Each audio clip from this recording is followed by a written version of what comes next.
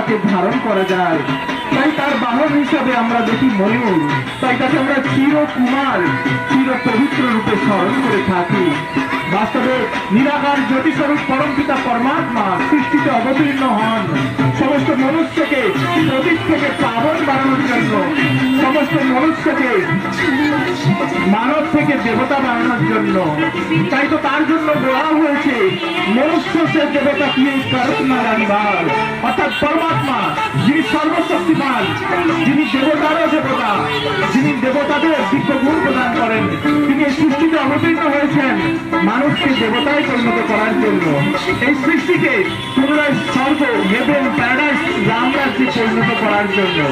এবং এই সৃষ্টি, এই সংসার রাম রাজ্যে তখনই পরিণত হবে যখন আমরা প্রত্যেকেই নিজের ভেতরে সেই দৈবিক গুণকে, অর্থাৎ অন্তর্মুখতা, মস্তিষ্কতা, পবিত্রতা, সরলতা, মধুরতা প্রভৃতি দিব্য গুণকে নিজের জীবনে ধারণ করবো।